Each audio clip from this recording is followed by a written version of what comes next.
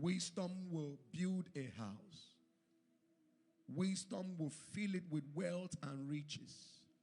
Wisdom will distinguish you. Wisdom will give you glory. Wisdom will honor you.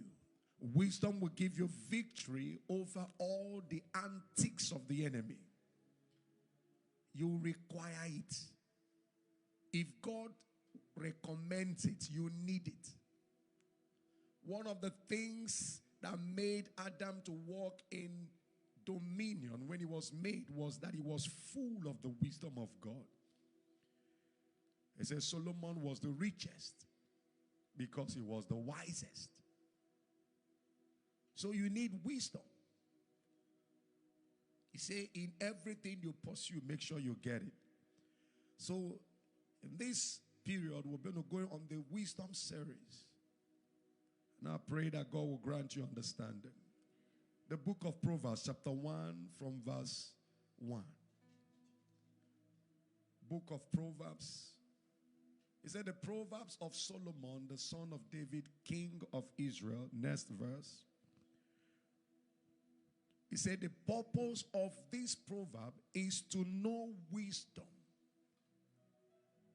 and to understand instruction, to perceive the words of understanding. Let me read it in New Translation. He said, the purpose of these proverbs is to teach people wisdom and discipline. Is to teach people wisdom and discipline. To help them understand insights of the wise. So in today's service, we're going to be dealing with two things that you need to become extraordinary in life, to succeed in life. Two of them, we're going to be looking at wisdom and discipline.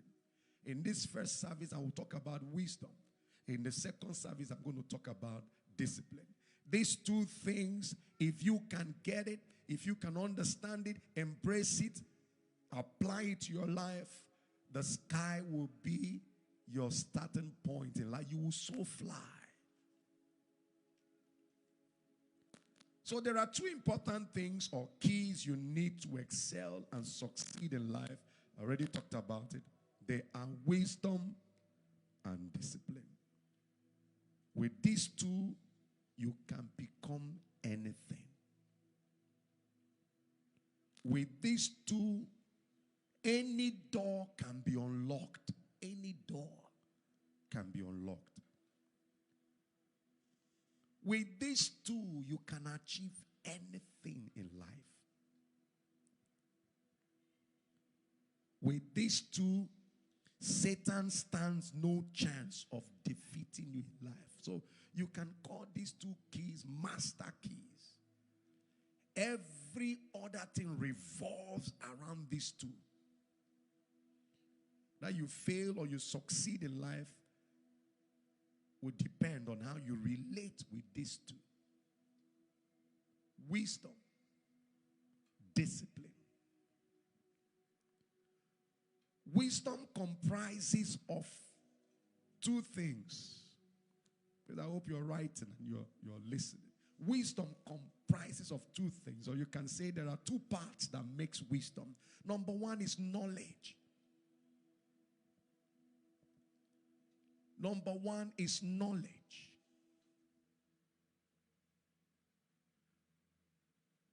Number two is understanding. Two things that make up wisdom. One is knowledge. The second one is understanding. Knowledge is acquired. This means it's your responsibility. It is not God's responsibility. Knowledge is acquired. No one can acquire knowledge on behalf of the other. It is acquired. That's why when you went to school, your parents didn't go there on your behalf. They sent you there. Even though they are graduates. They didn't say, okay, my graduate is your graduate. They didn't say my certificate is your certificate. They still sent you there.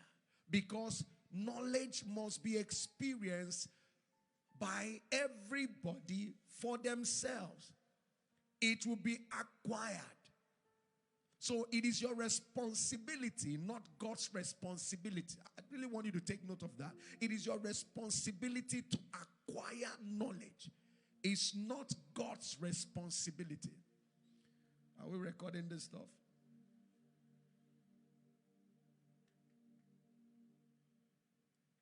It's your responsibility. Say after me, it's my responsibility to get knowledge. Like you mean it is my responsibility to get knowledge. You are to search for it.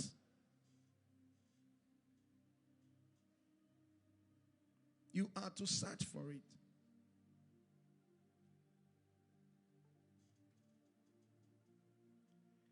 It is your responsibility to get it into you. Please be writing these things down.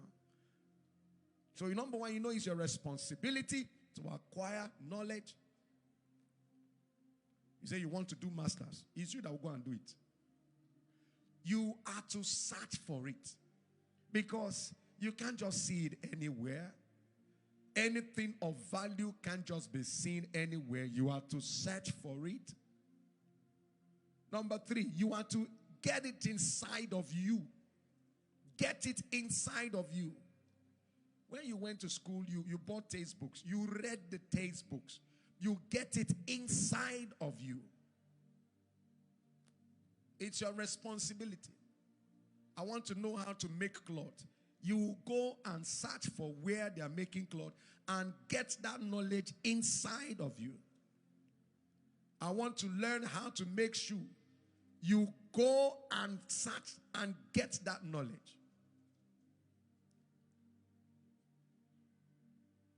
And finally, getting knowledge is entirely up to you.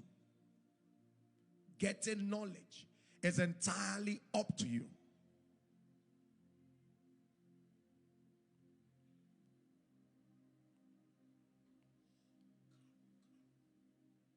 Have you followed me up to this point? You get what I'm saying? Knowledge is the food of the mind. Write it down. Knowledge is the food of the mind. The way you feed your body, eba and owo soup, is the food of the body. You feed your body. The word of God is the food of the spirit. It still spills over to the body, to the soul. But knowledge is the food of the soul. You know that you are made up of the spirit, the soul, and the body. Each one has what feeds it. Knowledge nurtures and shapes the mind of a man. Knowledge nurtures and shapes the mind of a man. The way you think will be a reflection of the knowledge that you are exposed to. The way you think will always be a reflection of the